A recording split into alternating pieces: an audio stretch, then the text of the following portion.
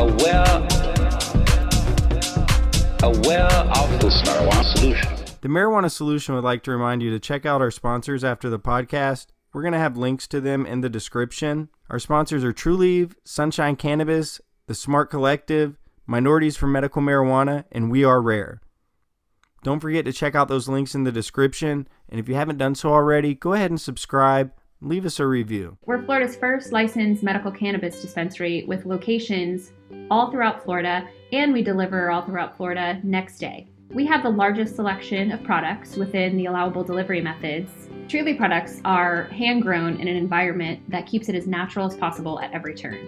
We don't use pesticides, and we lab test our products, and those lab tests are published on our website, so you can be confident at the medication that you're putting into your body. Our favorite products are our vaporization lines, our True Pod, our True Clear is a patient favorite, and we also just recently launched True Flower for patients that want the full entourage effect. At Trulieve, we're really proud to offer the largest variety to patients, and we're really excited about the future and all of our patients that are helping us expand and grow and make our products even better. Visit our website at www.trulieve.com to find out where all of our dispensaries are located, shop online, learn more about our products, or find a doctor if you haven't gotten started in the medical cannabis process. Hello everyone, you're listening to the Marijuana Solution, and I'm your host Robert Roundtree. And this episode we're speaking with a very special guest and a good friend of mine, Chris Sunshine, founder of Sunshine Cannabis. For those of you that have been following the cannabis industry over this last decade, you're well aware of him. You're well aware of Sunshine Cannabis. But just to bring you up to speed real quick, if you don't know who he is probably the best breeder I know, the best cannabis geneticist I know, and he's been growing for a very long time and brings decades of experience to the game. He is also on the board of Regulate Florida and involved with many community organizations, helping propel this industry forward and keep it transparent and make sure everybody's included, patients and businesses. How are you doing today, Chris? I'm shining bright, brother. I'm shining bright today. Good, man. That's the only way to shine. Somebody's got to do it. We do it, and we love doing it, and we love lighting up the darkness. We want to free this plant for everybody out there, and we want to make sure everybody has a right to home grow, and everybody has a right to start a business, and that's a goal that will not be left behind. I'm going to do everything in my power, and nothing's going to stop us. Nobody, no entity, no law, no government. We're going to keep fighting until we get it. And that's something that you've been doing your whole life, as a grower, as somebody teaching classes for people wanting to get into the industry and the movement prior to A2, back around the time when we met. Can you bring everyone up to speed, maybe a real quick few minutes of who Chris Sunshine is, why cannabis is important to you, and then we'll take it from there. Sure. Well, it's an interesting story why cannabis is so important to me. It started when I was actually a young teenager, and my father got diagnosed with cancer from smoking cigarettes. And I come from a middle class family. I wasn't born with a silver spoon in my mouth. I didn't grow up in a ritzy neighborhood. I didn't drive a Corvette as a teenager or anything. My mom was a bookkeeper and my dad was a plumber. And unfortunately, he got cancer.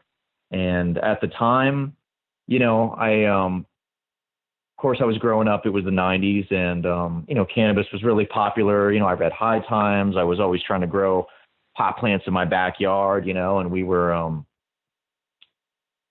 just seeing Crippy. All my buddies were surfers, and the movement was kind of just taking off, and California was starting to be in the headlines and the news, and there was a big interest in cannabis, and my dad needed it. And unfortunately, due to the laws and due to the restrictions on the plant, lack of access, and also just my age, and resources at the time, we couldn't really get it for him.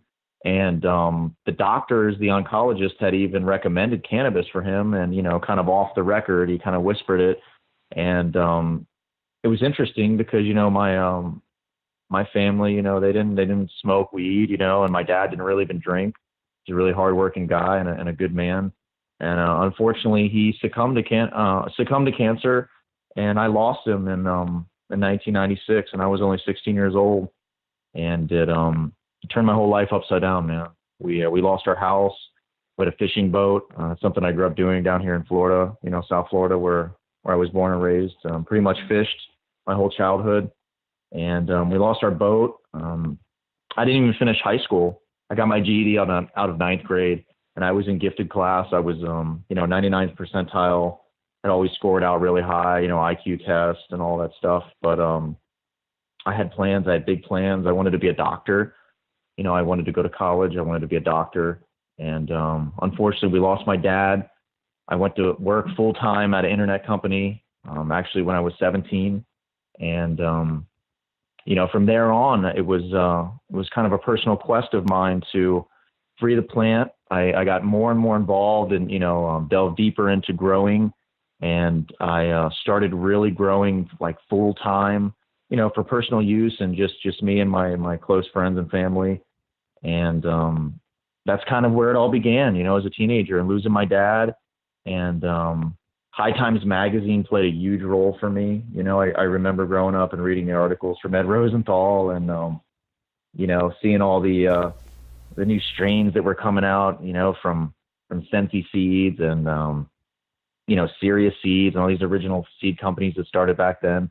And it wasn't long after that I started ordering my first seeds on the internet, and actually got some seeds in the mail from Europe, and they sent them to me in a CD case. That's how they used to send them, under a music CD. And I'll never forget the first CD that I got with some seeds under it. It was Jethro Tull, and I still have it somewhere in my CD collection. So that's kind of where the story begins for me as a teenager growing up in South Florida. Awesome. Jethro Tull is probably hiding somewhere right now. Maybe he made it off with one of those beans. I don't know. Europe was very crafty with how they would get genetics into the country back then. It's obviously changed a little bit, but speaking of genetics, you brought up something from the 90s, and you mentioned Crippy. And before I forgot to ask you, I just want you to clarify one thing for everybody, and that is Crippy actually a strain, Chris? Absolutely it is, and we used to grow it. And I will actually be releasing video of one of my first grows where we were growing the Crippy clone. And many years ago, we actually took steps. I took steps personally to preserve those lines and to back them up genetically speaking. And I won't delve into that any further. I currently do not grow. I'm not able to. It's not legal for me yet. But I can tell you that Crippy is still alive and well out there in seed form in a legal state. And it definitely exists. Absolutely a real strain.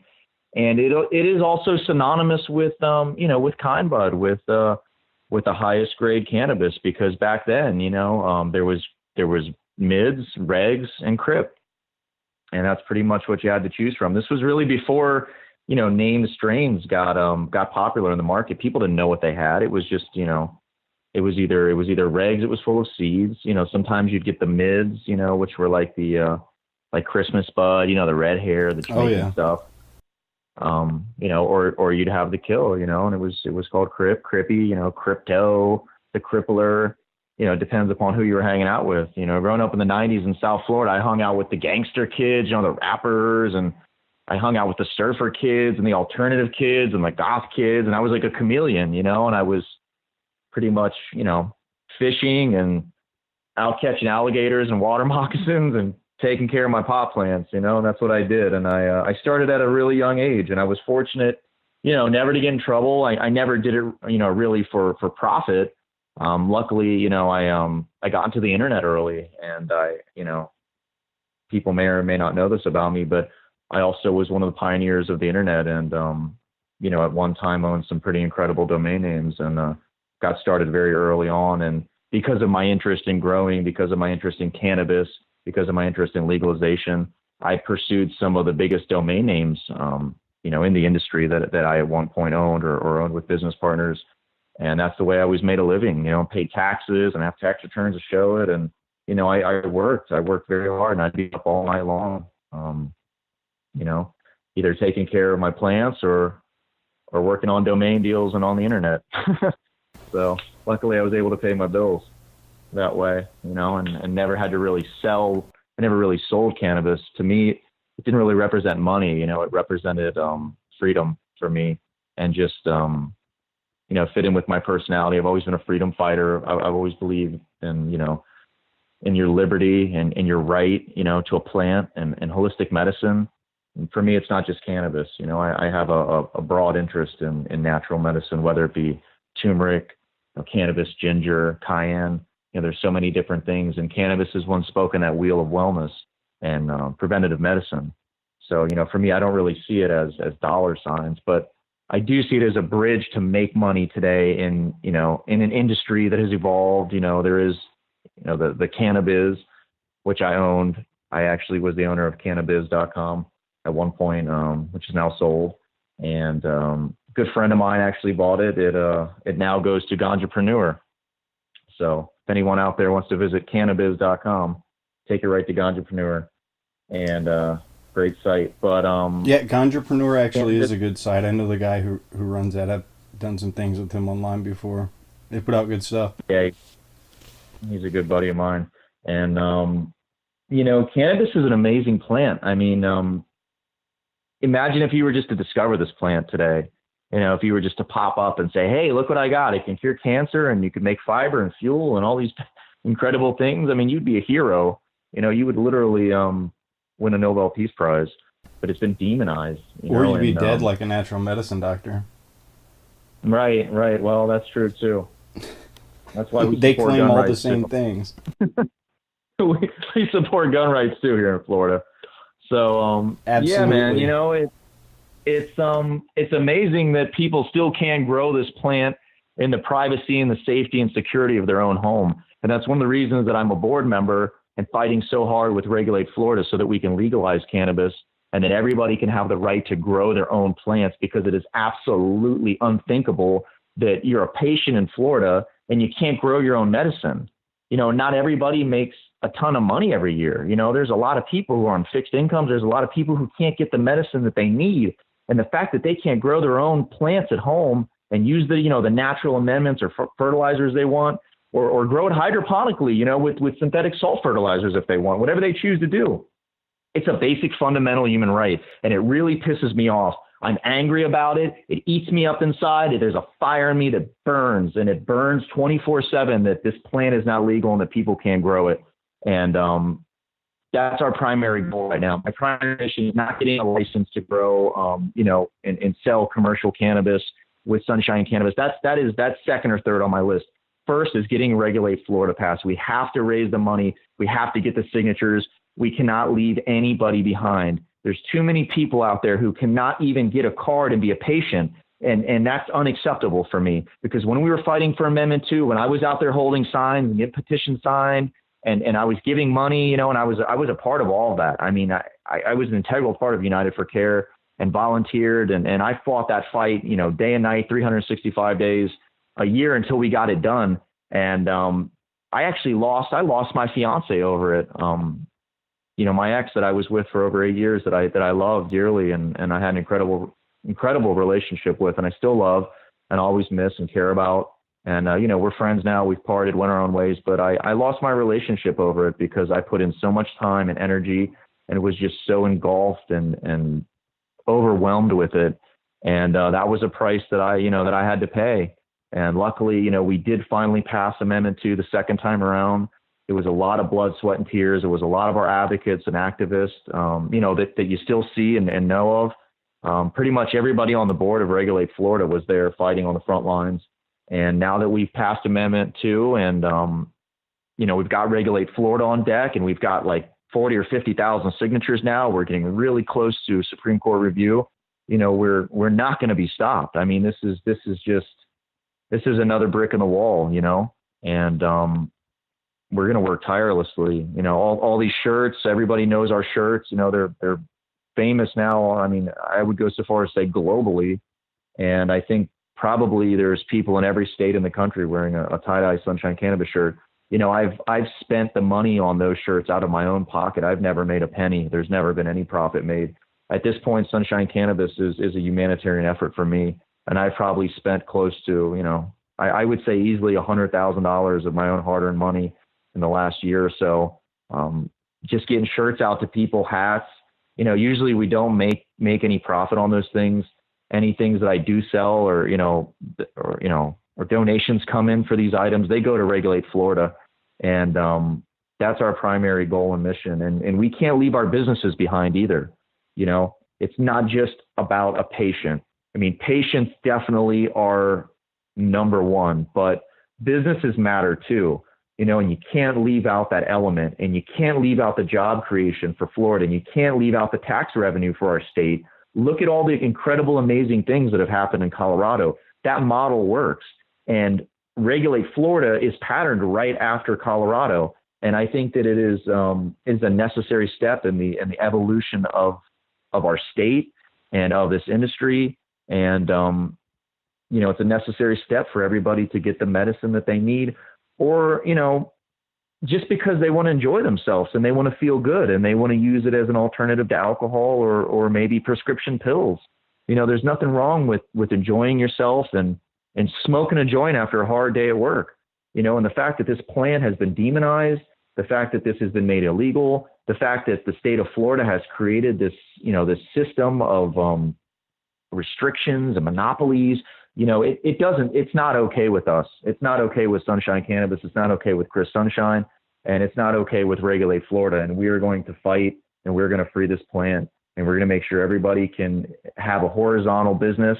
You know, small businesses deserve a right to compete in this market, to get a license, you know, to have craft cannabis, to have a seed bank, to sell clones, you know, to make extracts, do delivery. All of these things have to be available to us in Florida. I mean, we're home to probably the most entrepreneurs in the country. And myself, I'm an entrepreneur, you know, and I want this opportunity. And absolutely, we're going to have Sunshine dispensaries. They're going to be everywhere in the state.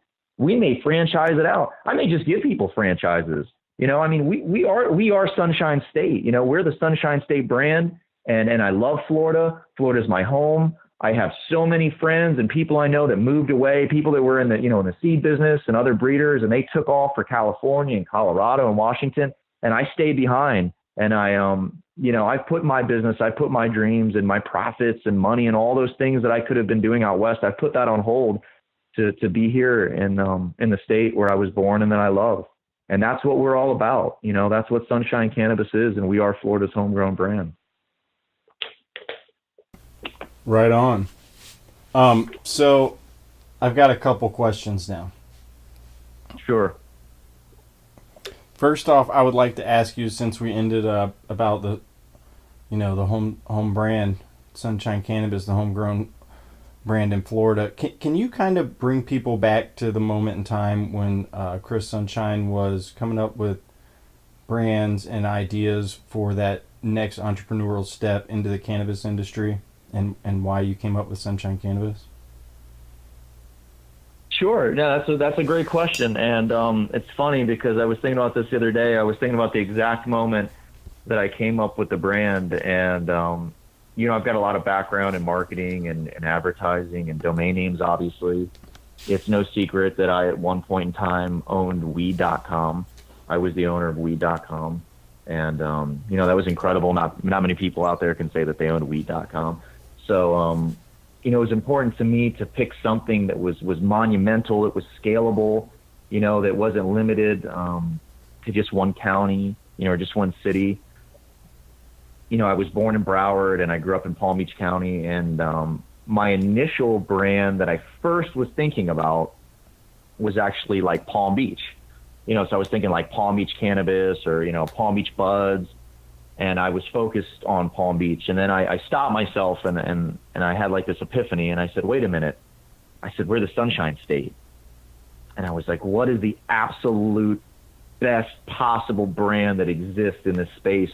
What really says it all? How can I really do Florida justice and give credit to our state, and eventually, do all the things that I want to do here in this industry. And it just popped in my head. I was looking out my sliding glass door. The sun was kind of setting off in the west, and there's a pretty clear view from my backyard. And I saw the sun, and it was just one of those moments in time, and it just popped in my head, and it was Sunshine Cannabis. And from that moment on, I knew, and it was kind of cemented, from that point moving forward. And then I jumped online. I grabbed all the domain names. Of course, someone had sunshinecannabis.com. A guy over in Europe owned it. I bought it from him, and he said, "What do you want to do with it?" And I said, I'm in Florida. I'm starting a company, and we're working on legalization here for medical cannabis. And of course, at the time, we thought everybody was going to be able to get a license. We didn't think that, the government and the legislators were going to, twist and butcher Amendment 2 like has been done at this point. But that was definitely a day. That was a historical day where I believe I came up with what will one day be a very legendary brand and a movement. We're not just a brand, we're a movement. I mean, we've empowered this movement since early on.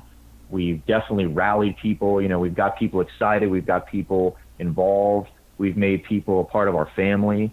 We have thousands and thousands of supporters out there, the entire Sunshine fam. It's everybody, from doctors, lawyers, growers, black market guys, patients, dispensaries, dispensary owners. I mean, you name it. The Sunshine fam is so broad and so diverse, and we are Florida. We are Florida cannabis, and that's what Sunshine Cannabis is. And we're going to keep shining. We're going to shine brighter and brighter and brighter. And there's no stopping us because we're a movement at this point. Oh, it's like a freaking freight train that's coming for them. Let's dig a little bit deeper. I would like to know. Actually, hold on. Let me back all this up. I was trying to bring everyone up to speed and kind of recap some of the stuff that you've alluded to, but the state of Florida cannabis right now, we just had 2 recent courtroom wins. Joe Redner won his right to home grow, automatic stay, and appeal. John Morgan just won right for everyone to be able to smoke cannabis legally, automatic stay on appeal. Lots of restrictions in the Florida medical marijuana program right now. And in spite of all of that, the Sunshine State and the residents of the Sunshine State are signing up for the medical marijuana program in record numbers, faster than any other program in history. We just hit 100,000 patients. You mentioned job creation and the jobs that Regulate Florida is going to bring. It's going to make what I'm about to say pale in comparison, but Florida's had roughly 500% job growth in cannabis jobs in this very, very restricted medical marijuana program we have, where only a handful of people have licenses. And that's why people are so passionate like Chris, and why issues like the next step mean so much, because we need to start planning for this now, because if we leave it up to the legislature, it's going to be 2050 before we get our right to grow our own medicine. And that's why Regulate Florida is so important, because it's the only petition, and there's been some new ones getting posted online. It's the only petition that will protect patients, it will protect businesses, and it will protect the average everyday citizen that just wants to go out and purchase a little cannabis every now and then and not have to worry about going to jail. Chris, can you kind of go deeper into why Regulate Florida is so important right now? Well, Regulate Florida, I mean, it's common sense. A lot of people out there understand the importance of regulating a commodity. Okay, some people say, oh, cannabis, regulate it like a tomato. Well, it's not a tomato. And to say that is disrespectful to this plant. To say that is to sweep under the rug all of our knowledge about it, all of the health benefits of cannabis. The fact that it kills cancer. Cannabis kills cancer, okay? It's not a mystery anymore. It's not a tomato. Tomatoes don't kill cancer. Lettuce doesn't kill cancer. This is an important plant. This is a commodity. Water is important. You need water to live.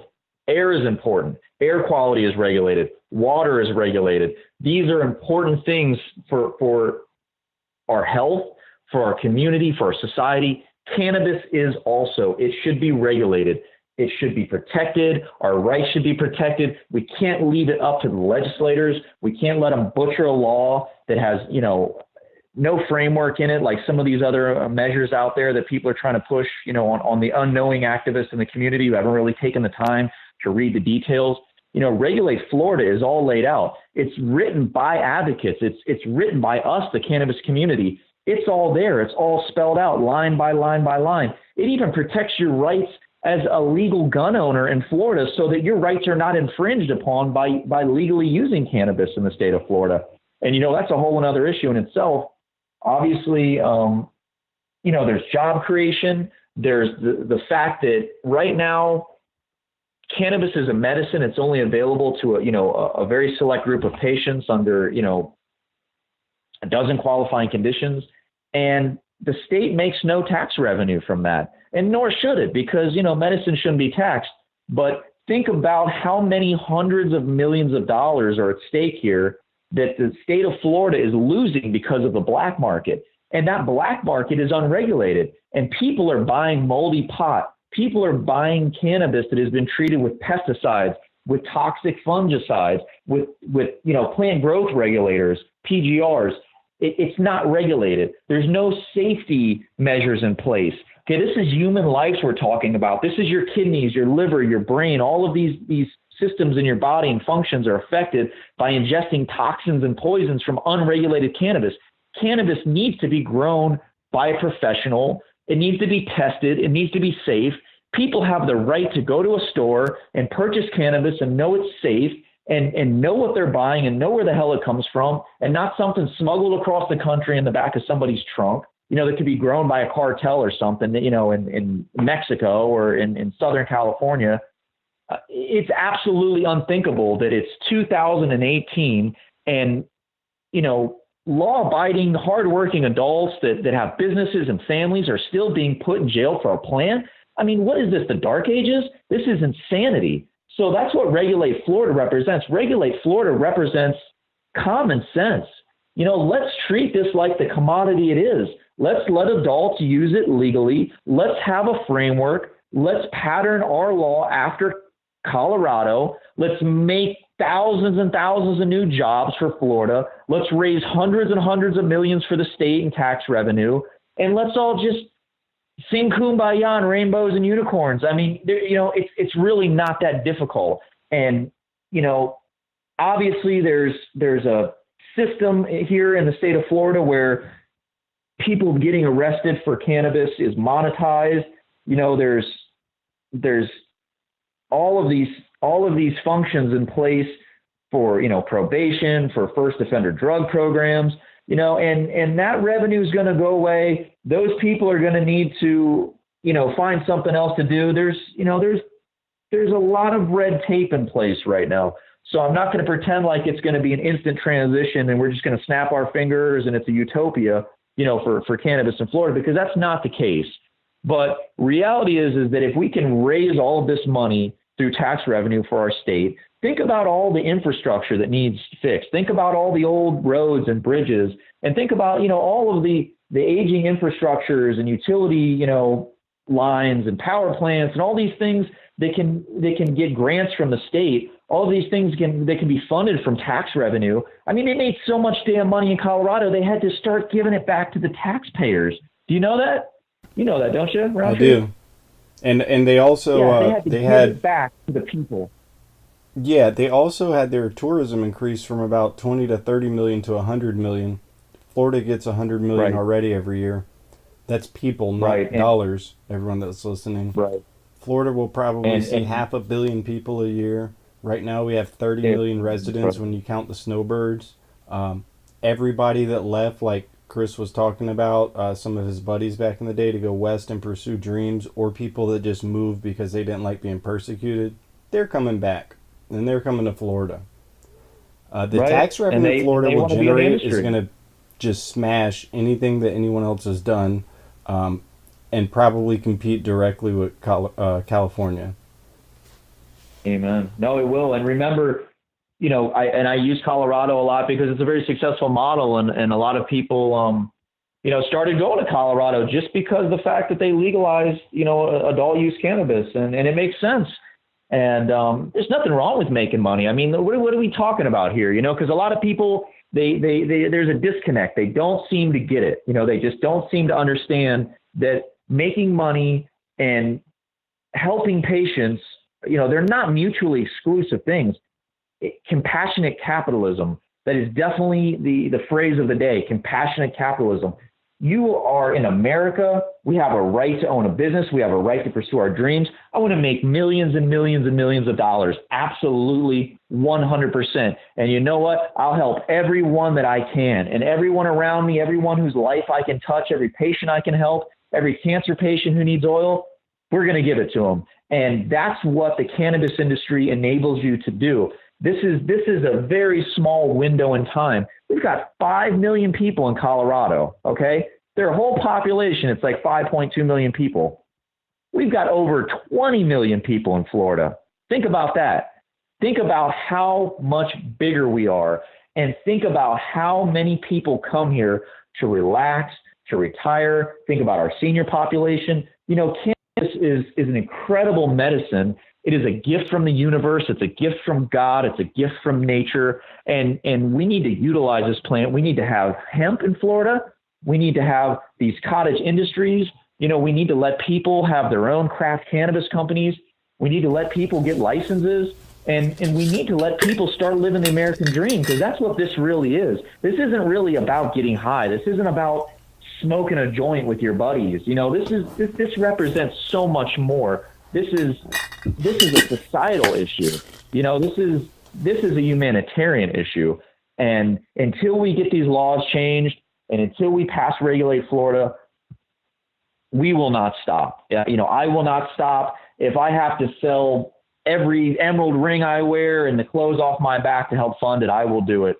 And I will work tirelessly with the team. I mean, we've got Michael Minardi, who's just an incredible human being. And he's got a passion and a fire in him like none that I've ever seen. And I mean, he gets so emotional about it. I mean, he literally cries when he talks about some of the people who have been arrested, and, some of his clients actually, and just the atrocities that have happened to people over a plant. I mean, can you imagine going to prison and your life ruined, and you're losing your job, and you're, taken away from your family? Maybe you lose your home and your life savings because of a plant, because of this plant that comes out of the ground. It was here before we even were on this earth. We were born, and this plant was already here. This plant has been here for, tens of thousands of years. This plant originated in China. This plant was grown in the Himalayas. It predates man. It's found in the Egyptian tombs. It's found in ancient, pharmacopoeias. It's an incredible plant, and I love it. And I love touching it. I love working with it. I love breeding cannabis. I love, preserving landrace cannabis strains and using them to create new F1 hybrids and inbred lines. And, that's something that I did for over 20 years here in Florida. And I'm not afraid to talk about it anymore. And I'm not afraid to be in the closet. And I'm not afraid to hide in the shadows anymore. And I lived like that for too long. And I lived in fear. And I don't live in fear anymore. And although I can't grow right now as much as I want to, I know that when we pass Regulate Florida, I'll be able to grow again. And I'll be able to share genetics with everyone. And people will be able to, share their cannabis with their friends. And people will be able to gather peacefully and smoke cannabis legally as adults in Florida. Go into a store, go into an establishment, pick out the strain they want, buy it, know that it's clean, know that it's tested, know that it doesn't have pesticides, it's not full of some kind of toxic mold. That's an incredible thing. And just imagine getting diagnosed with cancer. Imagine going for a checkup and you've got some symptoms, you do some blood work, they call you, they say, hey, we're going to need you to go see an oncologist. Guess what? You've got cancer.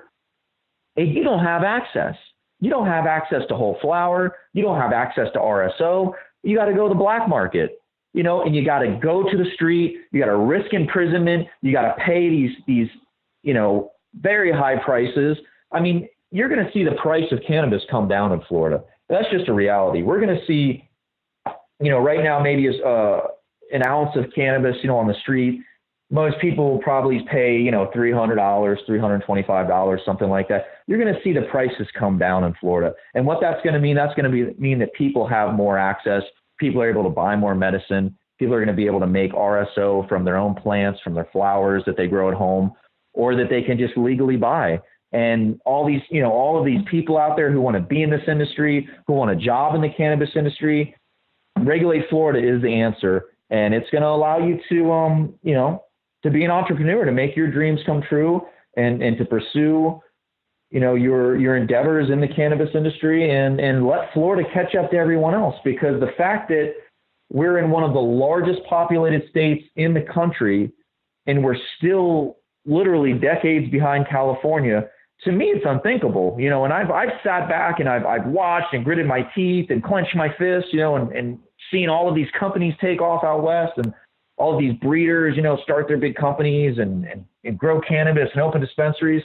And, it definitely burns me up inside, the fact that, we're still waiting, and the clock is still ticking, and years are going by, people are dying, patients don't have access, people can't get a card, their doctor won't give it to them, or their doctor says, I'm going to give you 10 milligrams of THC a day. I mean, it's ridiculous. They completely made a mockery out of Amendment 2, out of the law that we passed overwhelmingly, 71.3%, a world record, the highest vote ever in the history of America for medical cannabis, right here in the Sunshine State. And we did that. I was a part of that. Sunshine Cannabis was a part of that. Robert Roundtree was a part of that. All the advocates, all the people on the team of Regulate Florida were a part of that. And we need to make sure that those people still are spoken for. We need to make sure that we don't leave any business behind, no adult behind, and no patient behind. And that's what we're going to do here in the Sunshine State. And I ask everyone out there, please, I implore you, go to regulateflorida.com, get involved, contact me. You can find me on Instagram. We're at Sunshine Cannabis. You can go to regulateflorida.com. You can use the contact form. You can contact Robert. Robert works closely with Regulate Florida. He's an integral part of the team, and we need your help. We need volunteers. We need donations. We're looking right now at a cost of about $1 per signature. We got to raise close to 1 million signatures in the next, it's under 2 years we got left now until 2020 to get this on the ballot so that everybody can vote for it. And we know that it's going to pass. There's already been early polls out about regulated adult use, and they're polling way over 60%, because in the state of Florida, you do need to get over 60% for a constitutional ballot initiative. And that's what this is. This will be made a part of our law. This will amend the Constitution, just like Amendment 2, and it will be the regulated adult use of cannabis. It will allow you to get a license. It will allow you to legally use cannabis, to buy cannabis, and it's going to change everyone's lives, And the beautiful thing about it is that the people who are working hard right now, the pioneers, companies like Trulieve, Certera, Curaleaf, they've paved the way. Let's give some credit where credit is due. These people have stuck their necks out for everyone, and they've put together teams and funding, and they're doing a damn good job. And they're going to be there too. And it's going to mean more customers for them. It's going to mean, I don't know. The numbers are pretty staggering, but I would say, probably at bare minimum, a tenfold increase, like in the first year of customers for those dispensaries. And they deserve it. Trulieve was the first dispensary in Florida, and, they're one of our petition partners.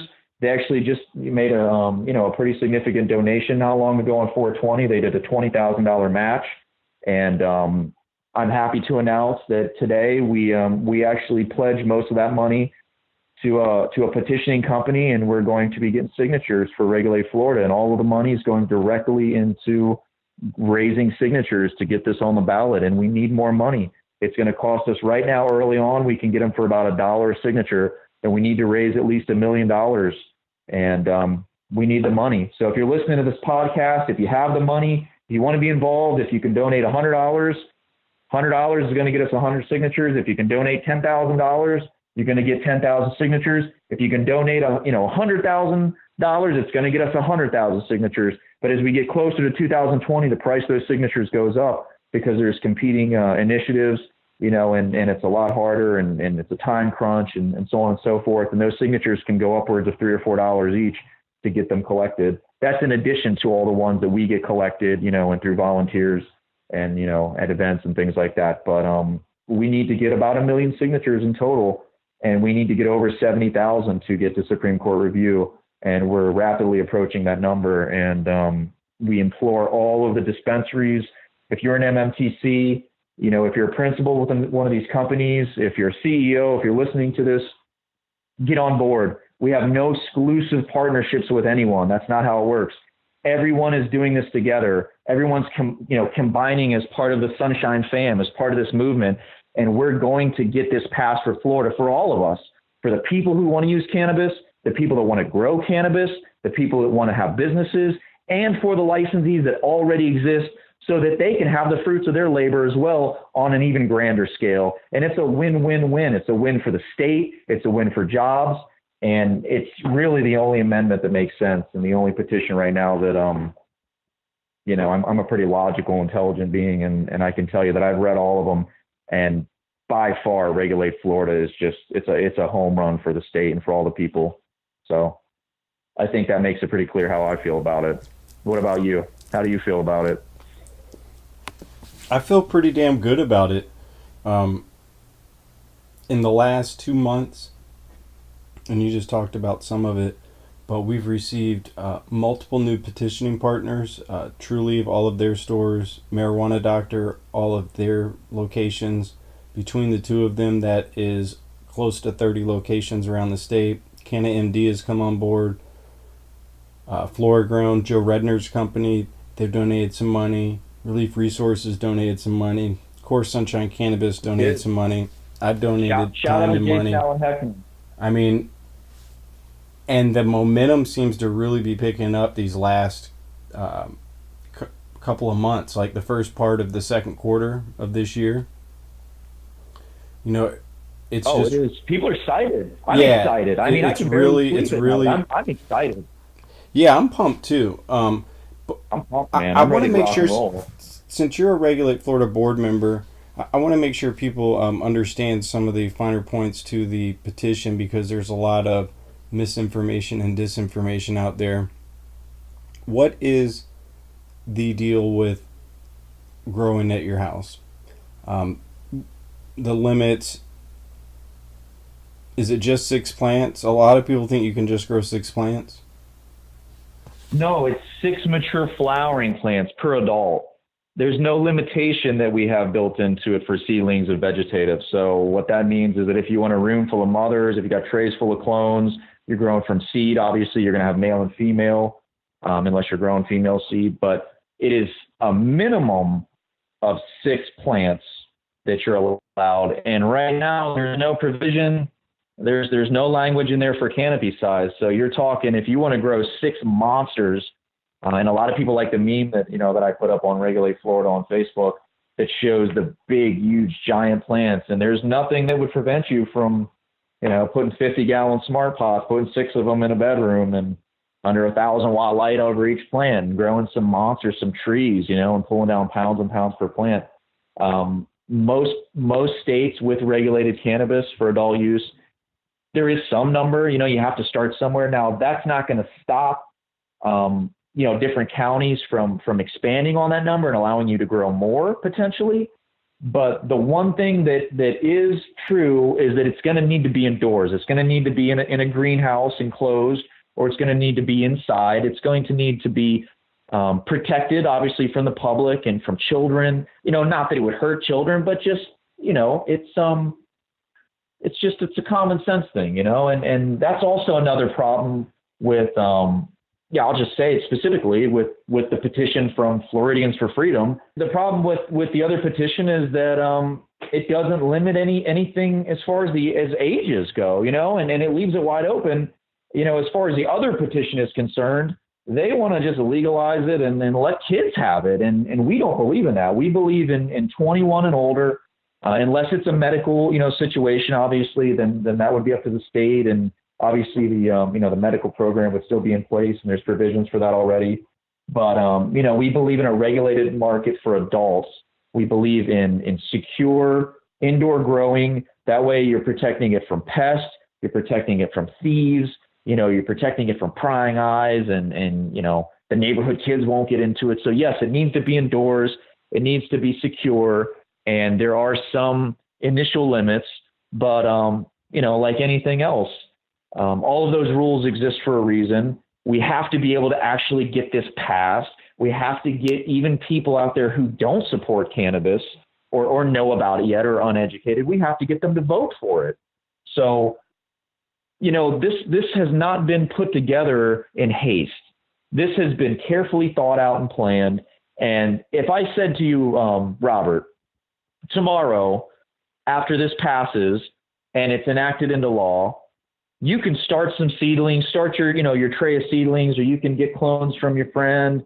You can start growing 6 female plants in your bedroom, put them in the flower, put them in big, 25-gallon smart pots, put them in a hydroponic system, put as much light in there as you want, CO2 tanks, and different environmental controls. Would you say no to that? I mean, would you have a problem with that?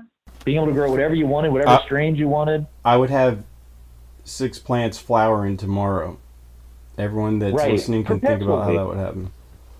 Right. And as someone who's grown before and has got a lot of experience, a lot of different setups and, different methods of growing, the cool thing about that is that you can perpetually harvest.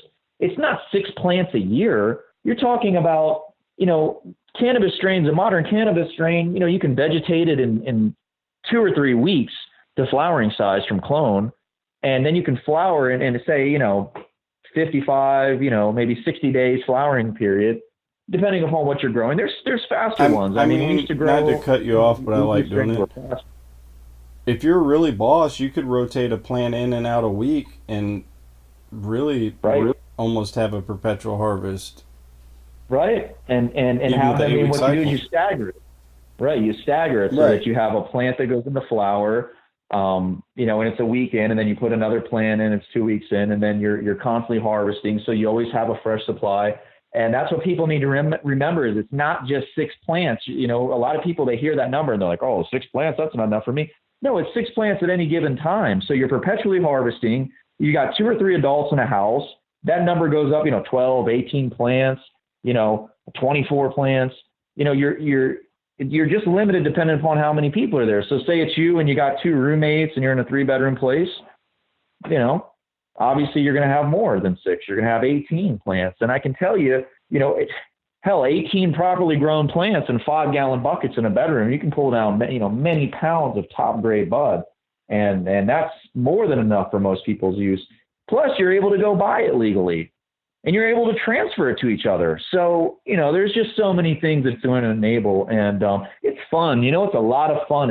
It's fun to take seeds, to buy new strains, to trade amongst your friends, to make your own strains. There's nothing that's stopping you from making your own strains from flowering out male and female plants and making your own hybrids or starting a seed bank for that matter. That's how all the old school guys got started, yourself included. I mean, everyone's indoors and in houses out of a necessity. There weren't these big 300,000 square foot. Just like DJ Short.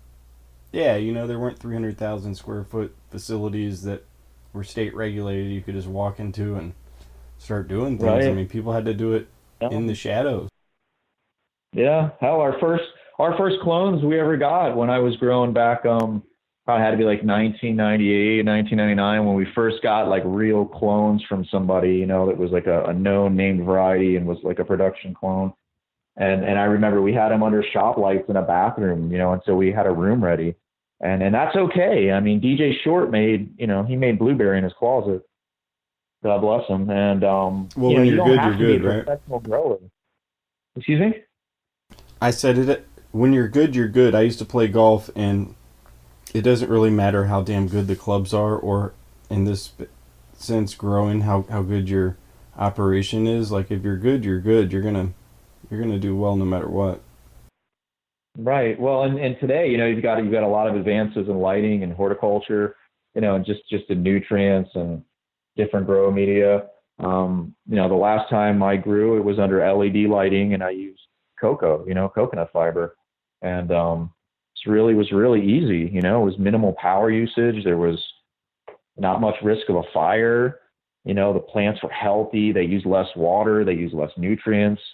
You know, the yields were pretty much, you know, commensurate with HID lighting. And, you know, we want to help people out there. You know, I'll personally help people. I'll teach people. You know, we want to consult with people if they need help and they need help getting their garden set up and they need help growing.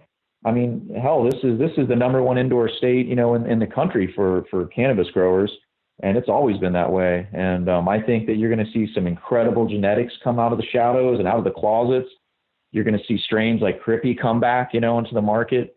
And for those who, you know, have lived in Florida for a long time, for those who were around in the 90s and early 2000s, you know that Crippy is legendary for a reason. It really is the best.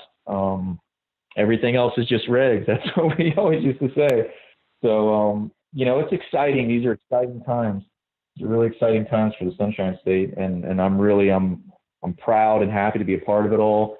And I would encourage everyone out there, don't break the law right now. Be careful. Don't get in trouble. You know, work with us, work with Regulate Florida, be an advocate, you know, help other patients, help us raise money, help us get signatures. Let's do this the right way. Let's change the law. Let's get this legal and let's make this state better than ever. And it'll be just another reason to stay here and live in the Sunshine State. I mean, we're already the best place in the country to be, and this is just going to make it exponentially better in my eyes. Oh, absolutely. There's a reason all these people are already clamoring to get to Florida to put in applications or buy companies. A, it's the Sunshine State. B, it's the Sunshine State. And C, it's the Sunshine State. And it happens to be surrounded by water, beautiful beaches, and beautiful people. And like you said, the genetics from here are, I mean, if you've really been following like genetics and been online and following the breeders like Chris was talking about, then you know Florida has been home to some of the top genetics, many that people associate with California or out west, such as OG like Kush. OG Kush. I mean, that's Florida. probably the Prime biggest. Kush. I mean, the biggest name right now, like Kush. I would say is probably like. I'm gonna look it up. There's probably more strains with the Kush at the end of it than anything else. Like that's how popular they are. Well, and OG is one of the biggest. What's funny about that, Robert, and you bring up an interesting point. Someone who knows about different land races and has done a lot of breeding and working with different strains, you know, Kush originally it refers to Hindu Kush varieties, you know, out of the Kush Mountain of the world. So it's you know, it's interesting now. Everybody calls everything a Kush. You know, a lot of times it doesn't really even have Hindu Kush in it. You know, OG Kush is an interesting cannabis variety. It's something that's definitely morphed into many other things. You know, it's a cornerstone of many breeding programs and other strains out there. But you know, there's a lot more than just OG Kush out there. I mean, you know, you've got your skunk lines, you've got your old haze lines, you know, you've got your pure Afghani lines, Northern Lights. You know, Northern Lights, obviously that's a name that a lot of people are very familiar with. And that actually came from Washington. A guy that was called the Indian bred that originally, and it was a pure Afghani. It was an inbred Afghani line. But eventually Thai was introduced into it, and you know, later went over to Europe to the Sensi Seed Bank. But you know, there's a lot of really amazing and incredible varieties out there, and different combinations and polyhybrids, and all of these, you know, different flavors of the month now that are out there. And it's going to be great for people to be able to try different strains and grow them at home. Or if they don't want to grow them, go to their local dispensary and buy it. You know, say you're having a bad week and your back aches, you know, and maybe you were golfing, you know, or fishing too much and you pulled something, you might go to your local dispensary. You might come down to Sunshine, you know, the Sunshine dispensary, and come and talk to me, Chris Sunshine, and say, hey, Chris, I need something, you know, for the pulled muscle in my back. And, you know, I need a good indica, and I need something that's going to help me sleep. And I'm going to say, well, hey, you know, we've got Sunshine Kush, you know, nothing better. And legally buy yourself, you know, a quarter ounce of Sunshine Kush. Or you might say, hey, I need something to focus. You know, I need something I'm I'm working on a project and I don't want to be, put to sleep. I don't want to be a zombie. I don't want to be zoned out. I'll say, hey, Sunshine Haze is for you. That's got Hawaiian and Thai genetics in its background and a little bit of Florida grapefruit bred into it. So, there's an incredible variety out there, and people have the right to choose. People have the right to go to a store and in a dignified manner and buy this plant, buy this flower that comes from the earth, just like you can go to, Walgreens and buy a bottle of Advil. And cannabis is exponentially safer. It's 10,000 times safer than drinking alcohol. It's a million times safer than smoking tobacco. And, then you look at Florida, you look at the problems we've had with drugs and with pills and opiates, and it's been an, epidemic here. And a lot of our veterans are affected by that. That's another thing is we're home to a large population of veterans. 1.5 million. Right. So, our veteran population is close to the population of some states in America. Oh, more than some states, more than a lot of states, actually. You're a veteran. I mean, you served this country with honor, and I know you have PTSD, and I know that you've been through a lot in life, and I know cannabis really helps you. I know you because I love you, and you're a good friend of mine, and you're like a brother to me. And I know without cannabis, you'd probably have to turn to pharmaceuticals, even just to get to sleep at night. Oh, 100%. And that's a lot of people out there don't have the option. So yeah, man, I was on them. I mean, it started off being prescribed them, and taking them orally, to where at the end I was snorting pills that were 6 times as strong as the ones that were initially prescribed to me, and I was taking 10 of those. So I was actually taking 60 times my original prescription. That was like a decade of progression. that was an opiate? That was opiates. I was also taking Xanax, on and off, depending, or Klonopin, which, as you know, are both benzodiazepines, same class. I was also taking Flexerils or Soma.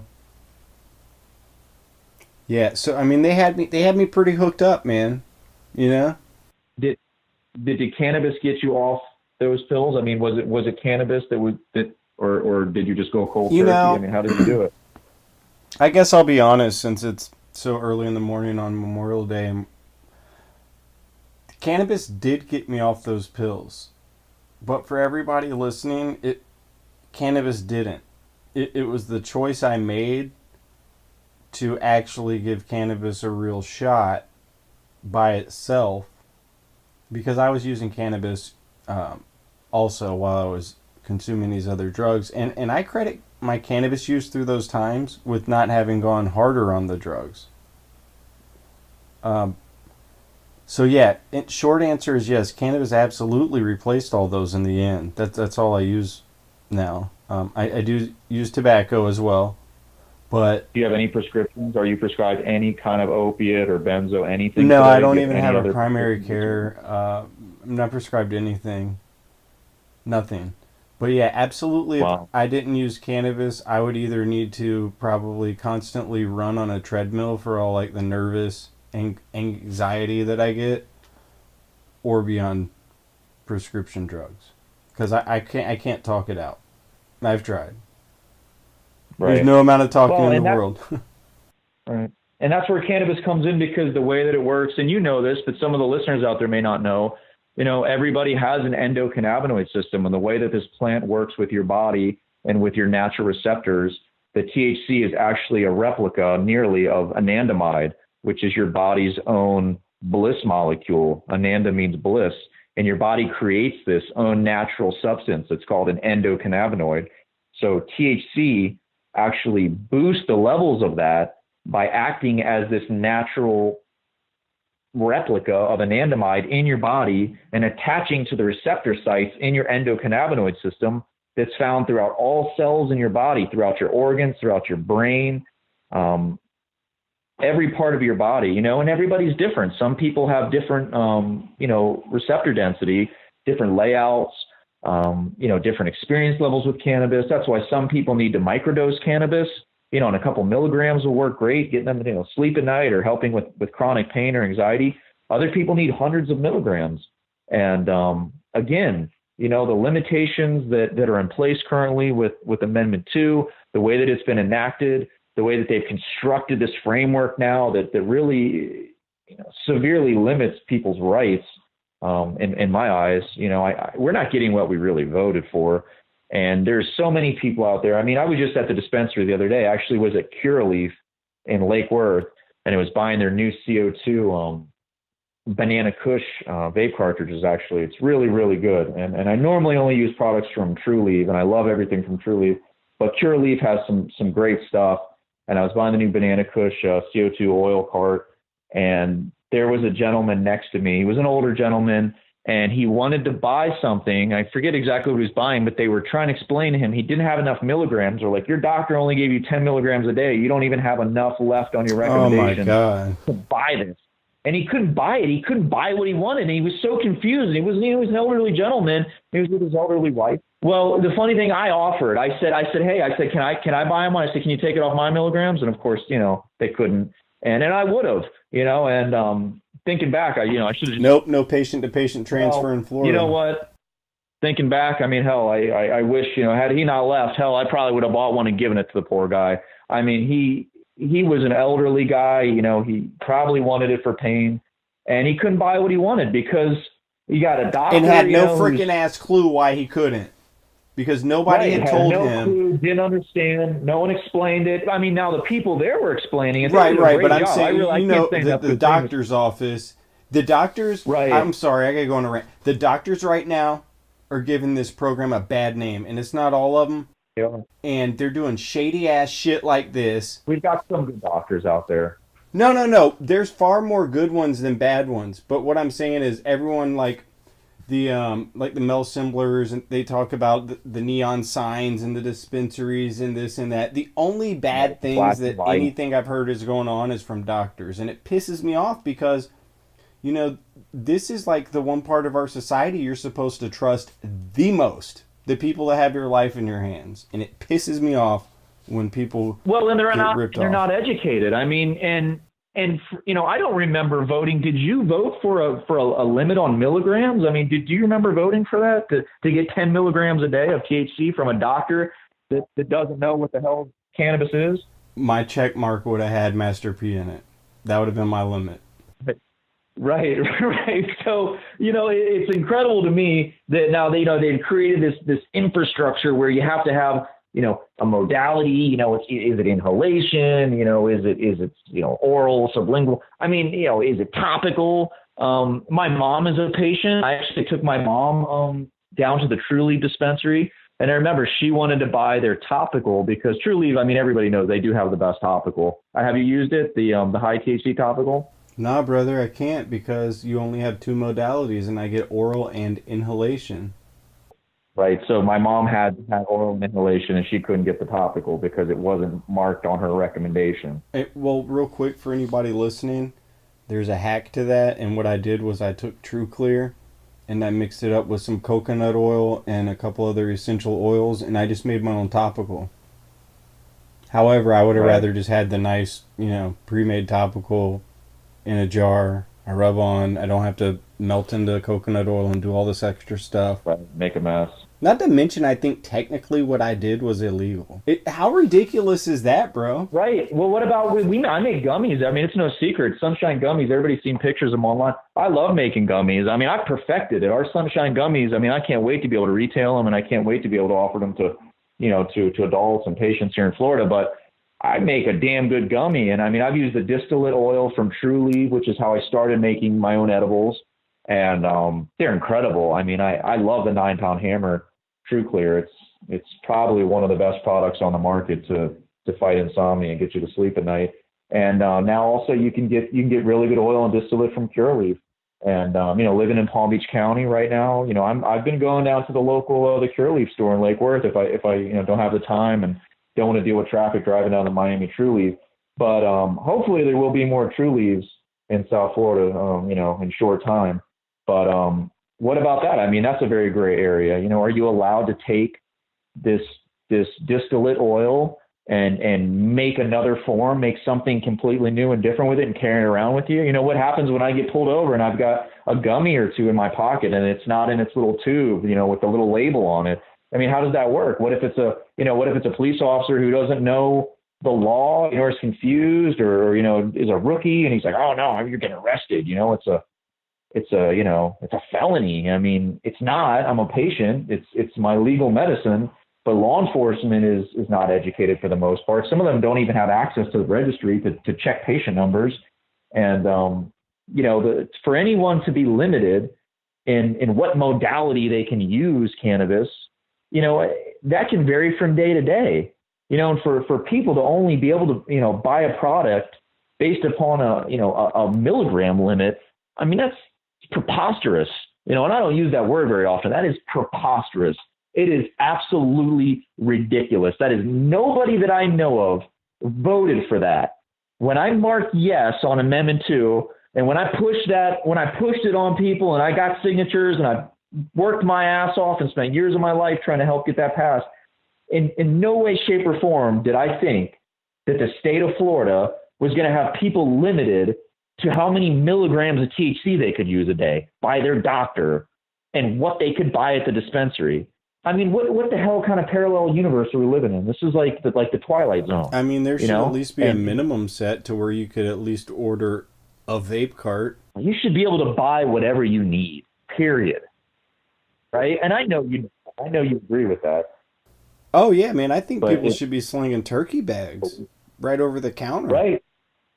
Right. And you know, luckily with this ruling now, I mean, God bless John Morgan. He spent millions and millions of dollars on getting Amendment 2 passed, and he's fighting still for the patients. He's not yet behind Regulate Florida. You know, we've reached out several times. At this point, I think he's probably waiting for us to get Supreme Court review. I would implore John, if you're listening, or, you know, one of John's family members, we need you guys behind Regulate Florida. We need to solve this once and for all, but, you know, at least let's give some credit to John Morgan. Seriously, big shout out to John Morgan for still fighting for patients. He spent millions and millions of dollars to fund United for Care and to get Amendment 2 passed.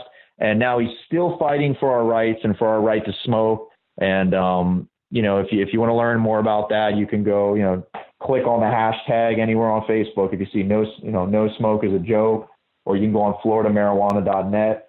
I know Roundtree has, you know, a lot of the recent news articles and, you know, the up and coming stories regarding that. But the judge did side with John Morgan and his clients in our constitutional right to smoke marijuana. Because Judge Gevers knows that no smoke is a joke. And you know what? I've been working on a little video meme. I know you've already seen it, but everyone listening, you'll see it at some point. John Morgan and obviously the other person who just gave it to the state, Mr. Joe Redner, beat up the Department of Health in the video. It was bad. Yeah. John Morgan is a boss. Oh, he's on a whole nother level, dude. He put out a tweet that told Rick Scott to grow brass ones and basically get with the program. It went viral instantly. Well, Rick Scott needs to grow himself some good indica, because his eyes look like they're about to pop out of his head.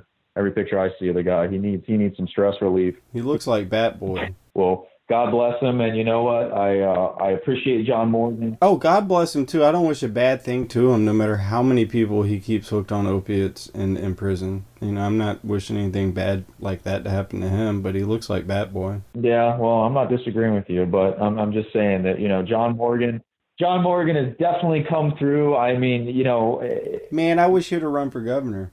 He would have been the first Democrat I ever voted for. I know. Well, everybody was going to vote for him, but, you know, it's just not on the cards. But I wish John would stroke a check for Regulate Florida. I mean, we can solve all of these problems. All of this madness can literally be solved, and all of this, you know, litigation in court. I mean, you know, remember, these are taxpayers' dollars hard at work. You know, the state is spending our tax dollars to fight our own constitutional rights that we voted for. I mean, how insane is that? Yeah, How no, insane is that? Joe Redner and John Morgan are literally fighting themselves. Like, some of the money that's being used to fight them in the courtroom was paid for by their taxes. It's unbelievable, man. It's unbelievable. That's crazy, right? So I mean, and that's not the sunshine state that I want to live in. No. You know what I just saw? They're both going to be they're both entitled to attorney's fees, like costs, basically. Good. Well, I hope they get their money back, and I hope that. I know, but that's another double-edged sword, right? Like, I hope they get their money back. Great, we just pillaged more money from the taxpayers. It's so crazy that this has to happen. It is, and that's what I'm saying. I mean, the money that's being spent on these court cases, it could fund Regulate Florida and get the signatures we need and guarantee we get this on the ballot. And we know everybody's going to vote for it. So, it's kind of a no-brainer. But again, I would implore John, regardless of what's been said or who's friends with who or what, business arrangements are made here or there or anywhere. I mean, get behind Regulate Florida. Please get on board. We need support. Everybody out there listening, call John Morgan's office, send him an email, ask him to help support Regulate Florida. That's what I want. Everybody, everybody out there is always asking me, how can they get involved? What can they do to help us raise some money, because we can't do this for free, and I can't pay for it out of my pocket. I mean, hell, I'm trying to pay my bills and put food on the table, put gas in the car. And, unfortunately, we're not independently wealthy yet. But if I was, I would pay for it out of my own pocket. But we need someone out there. We need a primary donor. We need, an angel investor to invest in this state, and to invest into the people and invest into freedom. And you want to make a difference in this world. You want to make a difference in Florida. You want to make a difference in the lives of millions and millions and millions of good people. Bring us the cash. We'll get it done. And it's just as simple as that. That's what we're out to do. We're going to legalize adult use cannabis in Florida. We're going to legalize home growing, and we're going to make this right for everybody so that people have the right to choose. And not everybody's going to use cannabis, because cannabis isn't for everybody, but you at least should have the dignity to be able to go down to a dispensary, legally buy it, just like you go buy anything else, just like you would get a prescription from a doctor and be able to go down to a pharmacy and get an antibiotic or get a painkiller if you really need it. Sometimes there's situations that warrant that. But why shouldn't good, hardworking adults or retired adults or people who have illnesses or people who are healthy, why shouldn't they be able to go down to the local dispensary and buy it or grow their own? It's very therapeutic. I can tell you that as somebody who's suffered from anxiety and some depression my whole life, especially from the loss of my father and different things that I've weathered through life. I've always found some peace and some serenity and purpose in growing. And I know I've told you a lot of times, I always feel like something's missing, like not having a garden, not having plants to take care of. There's a part of me missing. And it's a very zen experience to be able to take care of your plants and, know that you're nurturing them and you're caring for them. And, even if you're alone, say you're a senior citizen, somebody who lives alone, maybe on a fixed income, you can afford to go buy stuff at the dispensary, not really sure what to do with your time. Maybe you're bored, tired of watching TV.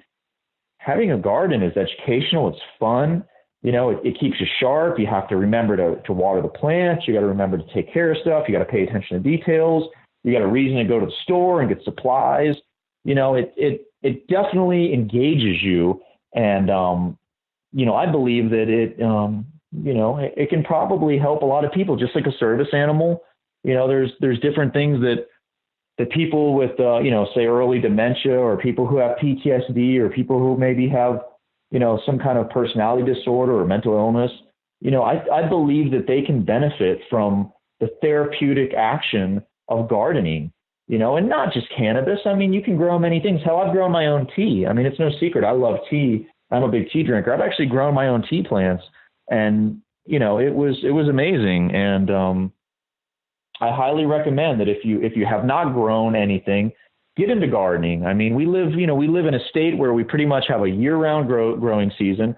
You can grow pretty much anything in Florida. I've grown orchids, I've grown orange trees, I've grown, 80-pound watermelons. You can grow anything here.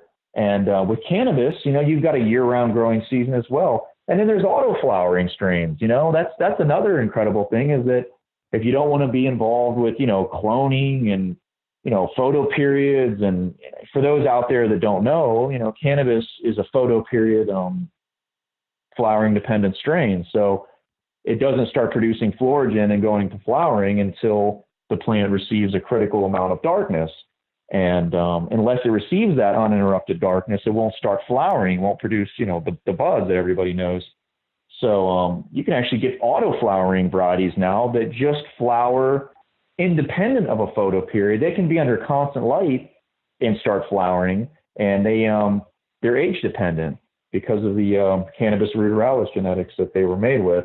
And, there's been so many advances in breeding and varieties. And like I said, there's LED lighting now, and it's very safe. It's got, nominal power usage. There's very low fire risk. All of these things that used to make growing indoors,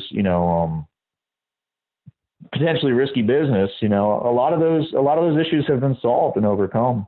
And indoor growing has definitely, it's reached a critical mass in this country. I mean, there's so many places out there now to get seeds and genetics, and there's all these quote unquote breeders popping up and recombining everything and coming out with all these crazy crosses. And it's interesting times, but I think that everyone here in Florida, for the most part, is tired of living in a police state, tired of seeing their friends and family or having themselves persecuted for a plant.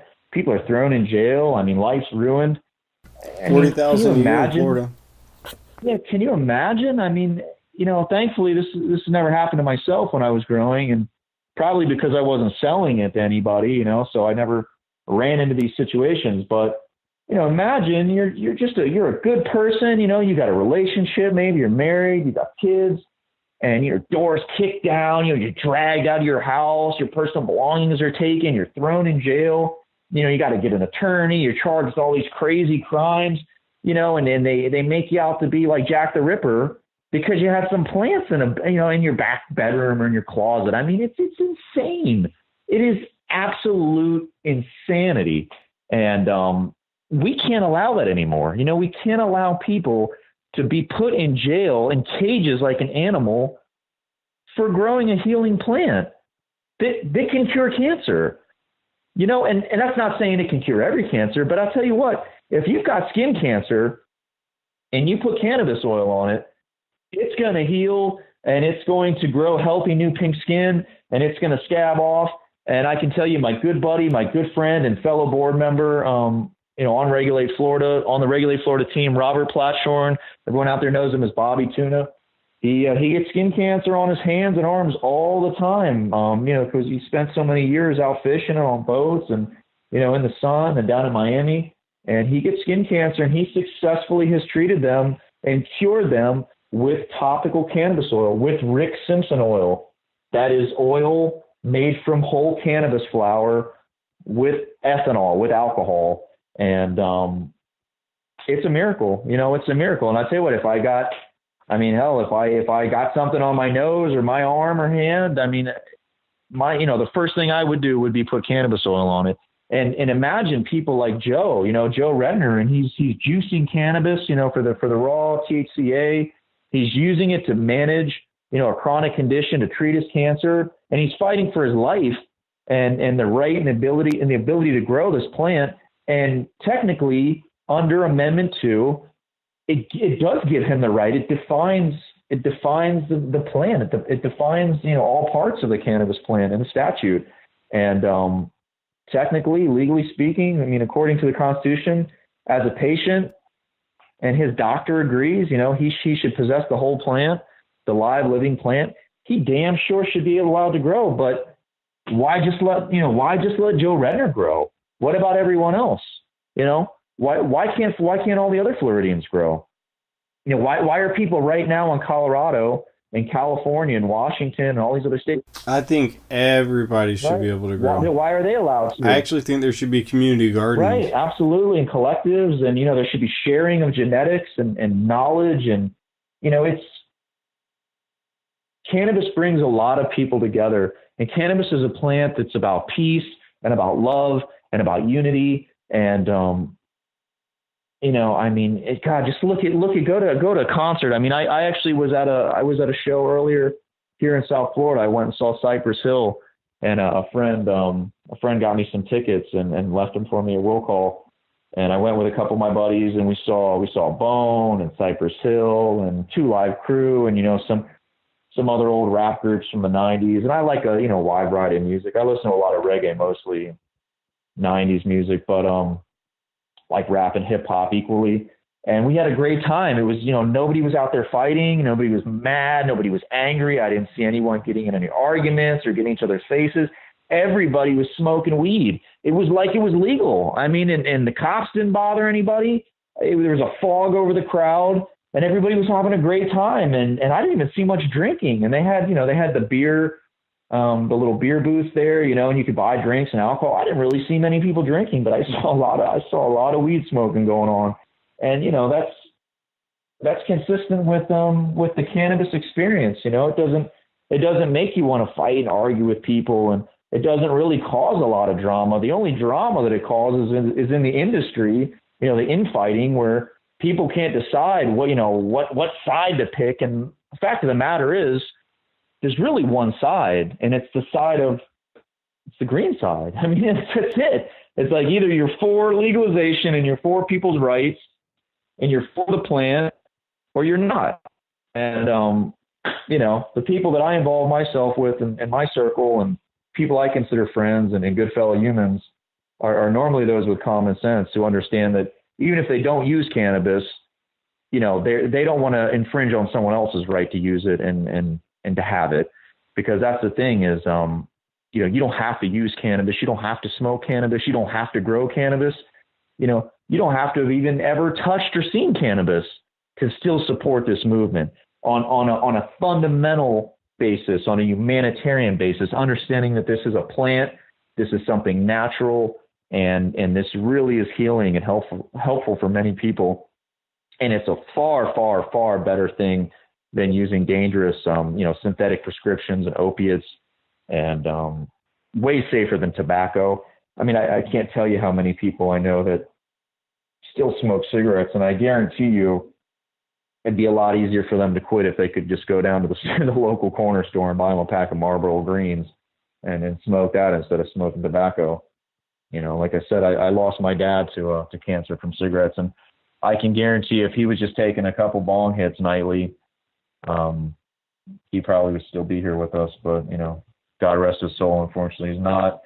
And we didn't have Rick Simpson oil at the time. We didn't have any plants. We didn't have any sources. We didn't have any ability, to get anything. And, he didn't make it. And it wasn't even the cancer that killed him. It was the chemotherapy, and it was the wasting syndrome, and, inability to eat, weight loss, just ravages your body. And that's the reality of modern medicine, is that we wait till people are sick. We wait till people are dying to treat them, symptomatically. Whereas, Eastern medicine is more about prevention and decreasing inflammation in the body. And that's one of the amazing things about cannabis, is that it's not just the THC, it's also the CBD, which is, the biggest acronym of the century currently. And CBD is an incredible anti-inflammatory substance, and it's got a lot of medicinal properties on its own. And that, paired with THC and all the other terpenes and, sesquiterpenoids and different components of the cannabis plant, there's hundreds of them, that they work synergistically, and everybody has heard the entourage effect. And if you haven't, the entourage effect is the effect that you get from using whole plant medicine. And, unfortunately, patients don't really even have access to that right now. I mean, there's some limited form. I mean, as you can get the vaporizer cups from True Leaf, which have really good whole flower in them. Big shout out to True Leaf for that. I absolutely love their flower cups. Their White Buffalo was was incredible, to say the least. Really, really good flower. But, you know, people can't go buy bulk flower. I cannot go down to a dispensary and buy a quarter pound of flower to take home and make myself some, you know, some FICO with, you know, or some RSO. I can't do that. I don't have access to that as a patient. And fundamentally, that's a problem. And, you know, not everybody wants to vaporize. Not everybody wants to eat it. You know, some people just want to do what the cavemen did. You know, they want to stick in a pipe and smoke it, you know, or roll it up in a piece of paper and light it. And that's their right to do. You know, that should be their right. This is America. I mean, we don't live in Russia. This isn't China. Why is the government making these decisions for us when we voted to legalize it? That's what I don't understand. I'm scratching my head. I still don't understand, because we got people in there that don't represent our interests and don't really represent the people, and they're not voting with us. You know, they're voting against us in Tallahassee. They're voting for their own, you know, for their own agendas and not for the people. And that's why we got to get Regulate Florida passed, because that will legalize all forms of it. That will legalize it for all adults. They'll let you grow your own, and they'll let everybody start their own businesses. And Sunshine Cannabis will be one of them. And, you know, we're coming soon to a Sunshine State near you. And I'm Chris Sunshine, and definitely we just want to thank Robert Roundtree for having me on this podcast. Great podcast. Definitely enjoy going on his website. It's pretty much how I keep up to date on everything and know what's going on. I go on floridamarijuana.net. And dude, you really do a great job, man. I love you, brother. I really do, man. And I know people may not know our story, but we've known each other since early on. Before this industry really started here, we connected online, and Sunshine Cannabis, I believe, was the first link and the first company he put up on floridamarijuana.net, if I'm not mistaken. Well, it was actually back then. It was, and I don't remember when I first got Florida Medical Marijuana Treatment Centers.com, which is where it first went up. But next year on January 1st, floridamarijuana.net will be 6 years old. Wow. Yep. That's awesome. We didn't just start doing this, folks. Right. No, it's been going on for a while. And hell, I mean, I started growing and when I was... I'm by no means an OG in this game. You know, we're standing on the shoulders of giants. People have been doing this for decades, gone to prison, they've died, they've lost their families, and here we are. Right. But we're carrying that torch. We're carrying that torch, man. Yeah. Just got to keep carrying it forward, and that's what I want everyone listening to the Marijuana Solution to take from this. Listening to Chris talk with me tonight, and I really appreciate it, is to continue to carry that torch forward. And by the torch, you need to carry the message. Make sure everyone around you knows why cannabis is important. Make sure everyone around you knows there is a medical marijuana program. The more pressure we can put on the program, the quicker it will expand until Regulate Florida can get passed in 2020, and that's when we're going to do it. We shall overgrow. Absolutely. We shall overgrow, brother, and definitely, like you said, carry that torch, light up the darkness, and light the way for others, and let's just all keep on shining and free this plant. We all know it's the right thing to do, so let's work together and get it done. The Marijuana Solution would like to remind you to check out our sponsors after the podcast. We're going to have links to them in the description. Our sponsors are TrueLeaf, Sunshine Cannabis, The Smart Collective, Minorities for Medical Marijuana, and We Are Rare. Don't forget to check out those links in the description. And if you haven't done so already, go ahead and subscribe. Leave us a review. Aware of the Marijuana Solution.